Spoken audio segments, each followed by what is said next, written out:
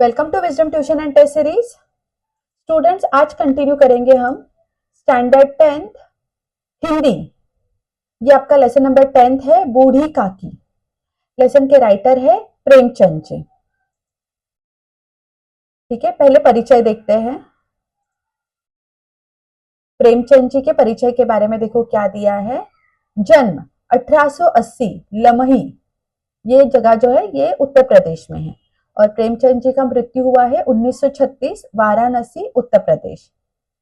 परिचय: अप्रतिम कहानीकार एवं उपन्यासकार प्रेमचंद का मूल नाम धनपत राय था। बाल्यकाल से ही आपने लेखन कार्य प्रारंभ कर दिया था। आधुनिक हिंदी गद्य साहित्य में आप कहानी के पितामह कहे जाते हैं। आपकी कहानियों उपन्यासों में शोषित किसान, मजदूर, स्त्रियों आदि की समस्याओं का विस्तृत चित्रण मिलता है।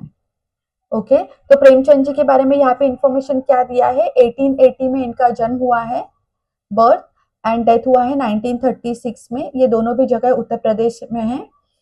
और ये बहुत ही अद्भुत एक्सीलेंट स्टोरी राइटर है, नॉवेल राइटर है। इनका रियल नेम है धनपत राय, रियल नेम था धनपत राय जी। और जब ये बाल्यकाल में थे, मतलब छोटे थे, यंग थे, तभी से इन्होंने अपना राइटिंग शुरू कर दिया था। ये इनकी लिखी हुई जो इनका जो लिटरेचर था, ये अलग अलग कहानियों या फिर जो स्टोरीज होते हैं उसमें या नॉवेल्स में ये अपनी कहानियों द्वारा दिखाते थे कि कोई किसान के ऊपर अगर वो डिप्राइव हो रहा है या उसका कोई शोषण किया जा रहा है, एक्सप्लॉइट हो रहा है, या एम्प्लॉयज होते हैं, मजदूर होते हैं, लेबर होते हैं, या स्त्रियों, फीमेल्स को लेके अगर कोई समस्या है या उनको उनके साथ कोई गलत हो रहा है, तो इसके बारे में ये बहुत ही विस्तृत डिटेल में लिखते थे। अब इनकी प्रमुख कृतियां देखते हैं। मानसरोवर भाग 1 से 8, तो मतलब मानसरोवर एक पार्ट इन्होंने कृति लिखी है जिसका वॉल्यूम 1 से लेके वॉल्यूम 8 तक बने हैं, सीरीज बनी है। जैसे जंगल की कहानियां, कहानी संग्रह, गोदान, गबन, सेवा सदन, कर्मभूमि, कायाकल्प उपन्यास, प्रेम की वेदी, करबला, संग्राम नाटक, टॉलस्टॉय की कहानियां, आजाद कथा, गाल्सवर्दी के 3 नाटक, हड़ताल, न्याय, चांदी की डिबिया, अनुवाद। तो ये सब कुछ जो है ये राइटिंग बुक्स है, नॉवेल्स है, स्टोरीज का कलेक्शन है, स्किट्स है, नाटक है, ड्रामा है, ये सब कुछ इन्होंने लिखा हुआ है। अब आते हैं हम गद्य संबंधी लेसन के बारे में। प्रस्तुत कहानी के माध्यम से प्रेमचंद जी ने समाज में व्याप्त वादा खिलाफी, वृद्धों के प्रति तिरस्कार की भावना पर जोरदार प्रहार किया है।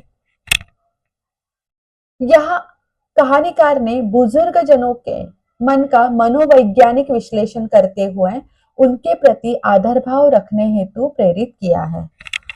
तो ये जो लेसन है, हमारा जो लेसन है बूढ़ी काकी, ये लेसन में प्रेमचंद जी जो है, लेखक जो है, वो वादा खिलाफी, ऐसे लोग होते हैं ना जो प्रॉमिस करके भूल जाते हैं या फिर उससे पलट जाते हैं, या फिर वृद्धों के प्रति, ठीक है, मतलब जो ओल्ड पीपल होते हैं, सीनियर सिटीजन होते हैं, एजेड लोग होते हैं, उनको लेके समाज में तिरस्कार की भावना है। People start hating them because क्या होता है ना, जो ओल्ड हो जाते हैं लोग, बुढ़े हो जाते हैं, तो they can't earn, income source उनका पूरी तरह से बंद होता है। तो अगर आपको कोई मॉनेटरी बेनिफिट नहीं दे पा रहा है, तो ये सोसाइटी में ऐसे लोगों को कोई जगह नहीं है। यस, ये रियलिटी है हमारी सोसाइटी की। तो ऐसे ही व्यवहार पे या इसी तरह का जो सोसाइटी का रिएक्शन है, उसके ऊपर जोरदार प्रहार हमारे लेखक ने किया है। इसके अलावा ये लेसन में आपको बुजुर्ग लोग जो होते हैं या बुढ़े लोग जो होते हैं, वो क्या सोचते हैं, उनकी साइकोलॉजी क्या होती है, ये आपको ये लेसन में बहुत अच्छे से देखने मिलेगा। बहुत ही इमोशनल लेसन है ये। ठीक है, शुरू करते हैं। बुढ़ापा बहुधा बचपन का पुनरागमन हुआ करता है। बूढ़ी काकी में जिह्वा स्वाद के सिवा और कोई चेष्टा शेष न थी और न अपने कष्टों की ओर आकर्षित करने के लिए रोने के अतिरिक्त कोई दूसरा सहारा ही। समस्त इंद्रियां, नेत्र, हाथ और पैर जवाब दे चुके थे। पृथ्वी पर पड़ी रहती और घर वाले कोई बात उनकी इच्छा के प्रतिकूल करते, भोजन का समय टल जाता या उसका परिमाण पूर्ण न होता अथवा बाजार से कोई वस्तु आती और न मिलती तो ये रोने लगते। उनका रोना सिसकना साधारण रोना न था, वे गला फाड़ फाड़ कर रोती थी। ओके, तो फर्स्ट पैराग्राफ में आपको ये जो बूढ़ी काकी है उनके बारे में इंट्रो किया है, जानकारी दी है। तो बूढ़ी काकी जो है उनका जो आयु एज का जो स्टेज चल रहा है, वो जो जो पथ पे है उम्र के, वो है बुढ़ापा। अब ऐसा कहा जाता है कि जो बुढ़ापा है उसमें आपका बचपन वापस आ जाता है। तो अगर कोई बुढ़ा इंसान है तो उसका उसका व्यवहार, उसका रहन सहन या उसकी आदतें, उसकी डिमांड वो बिल्कुल एक छोटे बच्चे की तरह हो जाएगी। एक छोटा बच्चा कैसे जिद्दी हो जाता है, बहुत ज्यादा जिद्दी, तो बुढ़ापा भी इंसान को उसी स्टेज पे लेके जाता है। तो अब बढ़ते हैं बूढ़ी काकी के बारे में। बूढ़ी काकी को जीवा के स्वाद के सिवा, मतलब उन्हें खाने में बहुत रुचि थी। ठीक है, खाना, अब रुचि तब होती है जब वो पेट भर के नहीं मिलता। अगर आपको पेट और जी जान भर के बहुत ही स्वादिष्ट या आप जो खाना चाहते हैं वो मिले, तो आपको हमेशा वो चीज बार बार खाने मन नहीं करेगा, आपका मन भर गया वो खा के। लेकिन बूढ़ी काकी के साथ ऐसा नहीं हुआ है। वो जो खाना चाहती है या उन्हें जो अच्छा लगता है वो खाना उन्हें नहीं मिल पाता था। तो इसके लिए उनके अंदर ये जीवा का स्वाद, यही एक चेष्टा बची थी कि बस उन्हें उन्हें और कुछ नहीं चाहिए, बस उन्हें स्वादिष्ट खाना चाहिए। ठीक है, और वो बहुत बुढ़ी हो चुकी है तो वो अपने और लोगों को किस तरह से बुलाए या आकर्षित किस तरह से करे, वो खुद को पैम्पर कैसे करा के ले दूसरों से। ठीक है, तो उनके पास एक ही तरीका था, वो रोने लग जाती थी। और वो कब रोती थी? तो जब उनके इच्छा के प्रतिकूल कुछ हो जाता था, भोजन का समय टल जाता था, या फिर उन्हें जो जितना खाना चाहिए उतना नहीं मिला है, या उन्हें बाजार से कोई लाई हुई वस्तु नहीं मिली है, तो ये बूढ़ी काकी जो है वो रोना शुरू कर देती थी। लेकिन वो ऐसे वैसे साधारण तरीके से उनका रोना न था, वो गला फाड़ फाड़ कर रोती थी। तो समझा, धाए धाए वो रोती थी, बिल्कुल एक छोटे बच्चे की तरह। ठीक है, उनके शरीर के बारे में अगर बात करें तो उनके हाथ, पैर, आंखें, समस्त इंद्रियां, किसी में कोई जान नहीं बची थी। बस एक बूढ़ा शरीर बचा था जिसमें जिह्वा, जबान में जो टेस्ट है, बस उसी की एक लालच लगी रहती थी। उनके पतिदेव को स्वर्ग सिधारे कालांतर हो चुका था। बेटे तरुण हो होकर चल बसे थे। अब एक भतीजे के सिवाय और कोई न था। उसी भतीजे के नाम उन्होंने अपनी सारी संपत्ति लिख दी। लिखाते समय भतीजे ने खूब लंबे चौड़े वादे किए, किंतु वे सब वादे केवल कूली डिपो के दलालों के दिखाए हुए सब जबाग थे। यद्यपि उस संपत्ति की वार्षिक आय 150-200 रुपए से कम न थी, तथापि बूढ़ी काकी को पेट भर भोजन भी कठिनाई से मिलता था। इसमें उनके भतीजे पंडित बुद्धिराम का अपराध न था अथवा उनकी अर्धांगिनी श्रीमती रूपा का। इसका निर्णय करना सहज नहीं। बुद्धिराम स्वभाव के सज्जन थे, किंतु उसी समय तक जबकि उनके कोष पर कोई आंच न आए। रूपा स्वभाव से तीव्र थी सही, पर ईश्वर से डरती थी। अतएव बूढ़ी काकी को उसकी तीव्रता उतनी न खलती थी जितनी बुद्धिराम की भल मनसाहत। अब यहाँ पे क्या आगे बताया है कि बूढ़ी काकी के परिवार के बारे में बताया है कि उनके पतिदेव तो अभी नहीं रहे और बेटे भी जो थे वो बड़े हुए और चल बसे। ठीक है, अब बूढ़ी काकी को रिश्ते में अगर कोई है तो वो उनका भतीजा है। भतीजे का नाम यहाँ पे दिया है पंडित बुद्धिराम। भतीजे ने बूढ़ी काकी से सारी संपत्ति, बूढ़ी काकी की सारी संपत्ति अपने नाम पर लिखा के ली। जब सारी संपत्ति अपने नाम पे करके लेनी थी तो बहुत सारे वादे किए, लेकिन वो वादे अब निभाए नहीं जा रहे हैं, बिकॉज हमें यहाँ पे एक लाइन पता चलती है कि उनकी ईयरली इनकम 150-200 रुपए थी। 150-200 रुपए से कम न थी, मतलब अच्छी खासी इनकम थी एज पर राइटर। बट अगर किसी की वजह से आपके पास ढेर सारी इनकम आ रही है तो ये आपका हक बनता है कि आप वो पर्सन को पेट भर के खाना खिलाए। लेकिन यहाँ पे बूढ़ी काकी को पेट भर के खाना कठिनाई से मिलता था, उन्हें खाने को नहीं मिल रहा है। अच्छा, आगे बढ़ते हैं। पंडित बुद्धिराम की जो पत्नी थी, ठीक है, उनका नाम यहाँ पे दिया है रूपा। रूपा स्वभाव से तीव्र थी पर ईश्वर से डरती थी। अब बूढ़ी काकी को पंडित बुद्धिराम का व्यवहार या वो किस तरह से बर्ताव करता था, ये बहुत ज्यादा खलता था, मतलब उन्हें दुख होता था। ठीक है, उन्हें पता ही था, वो रूपा के स्वभाव से जान चुकी थी कि इसका स्वभाव तीव्र ही है। तो रूपा का स्वभाव बूढ़ी काकी को इतना बुरा नहीं फील करवाता था या इतना बुरा नहीं लगता था जितना पंडित बुद्धिराम का था, कि तू तो भला मानस होके भी तू एक बूढ़े औरत को नहीं समझ पा रहा है। बुद्धिराम को कभी कभी अपने अत्याचार का खेद होता था। विचारते कि इसी संपत्ति के कारण मैं इस समय भला मानुष बना बैठा हूं। लड़कों को बुड्ढों के स्वाभाविक विश्वेश होता ही है, और फिर जब माता पिता का यह रंग देखते तो वे बूढ़ी काकी को अपनी ओर सताया करते। कोई चुटकी काटकर भागता, कोई उन पर पानी की कुल्ली कर देता। काकी चीख मारकर रोती। हाँ, काकी क्रोधाधुर होकर बच्चों को गालियां देने लगती तो रूपा घटनास्थल पर आ पहुंचती। इस भय से काकी अपनी जीवाक्रूर पान का कदाचित ही प्रयोग करती थी। अब बुद्धिराम जी जो थे, पंडित बुद्धिराम जी, इनके बच्चे थे, और ये जो बच्चे थे ये बूढ़ी काकी के साथ में बहुत गलत बर्ताव करते थे। अभी छोटे छोटे जो बच्चे हैं वो बूढ़ी काकी को बहुत ज्यादा तंग करते थे। किस तरह से? तो कोई उन्हें चुटकी काट कर भाग रहा है, कोई उनके ऊपर पानी की कुल्ली करता था। अब बूढ़ी काकी क्या करे, तो वो बहुत ज्यादा चिल्लाने लग जाती और गुस्से से क्रोधातुर होकर, मतलब बहुत ज्यादा गुस्से में आकर फिर वो गालियां देने लगती, और उसी समय रूपा आ जाती।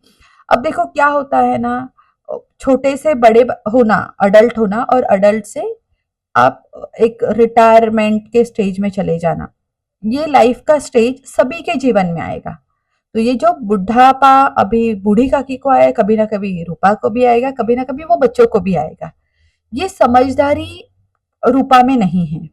अब रूपा क्या करती थी, बूढ़ी काकी की हालत को बिना समझते हुए वो बूढ़ी काकी को ही बुरा भला बोलने लगते।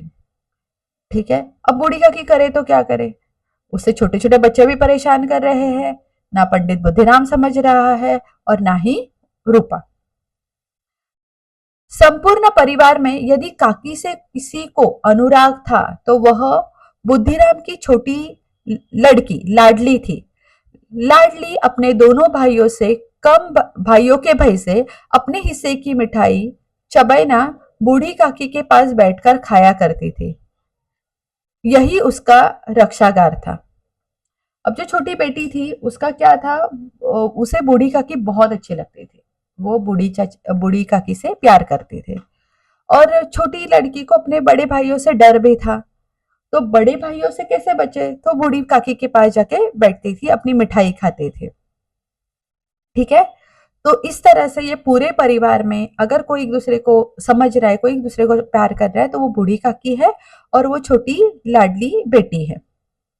ठीक है, रात का समय था। बुद्धिराम के द्वार पर शहनाई बज रही थी और गांव के बच्चों का झुंड विस्मयपूर्ण नेत्रों से गाने का रसास्वादन कर रहा था। चारपाइयों पर मेहमान विश्राम कर रहे थे। दो एक अंग्रेजी पढ़े हुए नवयुवक इस व्यवहारों से उदासीन थे। वे इस गवार मंडली में बोलना अथवा सम्मिलित होना अपनी प्रतिष्ठा की प्रतिकूल समझते थे। अब हम वो इंसिडेंट पे पहुंचते हैं जहां पे एक फंक्शन चल रहा है पंडित बुद्धिराम के घर पे, और शहनाई बज रही है। गांव के सारे बच्चे जो है ये गानों का रसास्वादन कर रहे हैं, गाने बहुत मजे से सुन रहे हैं।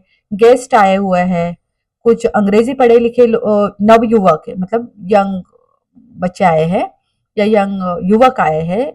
और ये गवार मंडली, इलिटरेट लोगों से कौन बात करे, इस एटीट्यूड में बैठे हैं। अब ये फंक्शन एग्जैक्टली क्या है देखो। आज बुद्धिराम के बड़े लड़के मुखराम का तिलक आया था। यह उसी का उत्सव था। घर के भीतर स्त्रियां गा रही थी और रूपा मेहमानों के लिए भोजन के प्रबंध में व्यस्त थी। भट्टियों पर कढ़ा चढ़ रखे थे। एक में पुड़िया कचौड़ियां निकल रही थी, दूसरे में अन्य पकवान बन रहे थे। एक बड़े हंडे में मसालेदार तरकारी पक रही थी। घी और मसाले की क्षुधावर्धक सुगंध चारों ओर फैली हुई थी। तो ये जो फंक्शन चल रहा था, ये पंडित बुद्धिराम के बड़े बेटे मुखराम का तिलक था। अब देखो, अगर कोई फंक्शन चलता है, सेलिब्रेशन काइंड ऑफ, तो बहुत ज्यादा पैसा लगता है, राइट। पार्टी करनी है तो पैसा चाहिए। अब पंडित बुद्धिराम ये पार्टी या ये सेलिब्रेशन जो है या ये जो फंक्शन चल रहा है, ये बूढ़ी काकी की वजह से मिले हुए पैसों से चल रहा है। ये बस बात आप याद रखिए, आगे सुनो। अब फंक्शन में क्या क्या चल रहा था, तो श्रिया गा रहे थे, मतलब कई सारे वो फंक्शन इस तरह से, ये इस तरह से डिस्क्राइब किया है कि यहाँ पे डीजे सॉन्ग नहीं बजा है, जो औरतें वो गा रही है। और रूपा का रोल यहाँ पे क्या है, तो अब प्रोग्राम है तो अच्छा खासा खाना सर्व करना होगा, खाना बनाना पड़ेगा। तो पुड़िया कचौड़िया और घी मसाले बहुत ही अच्छी खाने की खुशबू घर में फैली हुई है। ठीक है। बूढ़ी काकी अपनी कोठरी में, छोटे से रूम में शोकमय विचार की भांति बैठी हुई थी। यह स्वाद मिश्री सुगंध उन्हें बेचैन कर रही थी। आह, कैसी सुगंध है। अब मुझे कौन पूछता है, जब रोटियों जब रोटियों ही के लाले पड़े हैं, तब ऐसे भाग्य कहा कि भरपूर पूड़ियां मिले। यह विचार कर उन्हें रोना आया। कलेजे में हुक सी उठने लगी, परंतु रूपा के भय से उन्होंने फिर मौन धारण कर लिया। अब जब ये फंक्शन घर में चल रहा है, कई सारे बड़े बड़े लोग आए हैं, सारा जोरों शोरों से सेलिब्रेशन चल रहा है। ठीक है। अब जिनकी कृपा से ये सब कुछ हो रहा है, वो बूढ़ी काकी कहीं एक कोठरी में कोने में बैठ के शोकमय हो रही है और रोए जा रही है अपने भाग्य को लेके कि अगर मुझे रोटियां ही नहीं मिल रही है तो मैं पूड़ियों के बारे में क्यों सोच रही, मेरे भाग्य में वो है ही नहीं। और फिर उन्होंने हमेशा की तरह सोचा कि अब मैं जोर जोर से रोने लग जाओ या चिल्लाने लग जाओ, लेकिन प्रोग्राम चल रहा है तो रूपा अगर सुनती है तो वो आके इनके साथ में वापस डांट लगाएगी या फिर इनके साथ में बुरा बर्ताव करेगी। तो इसके लिए बूढ़ी काकी ने शांत रहना सही समझा और मौन धारण कर लिया। ठीक है।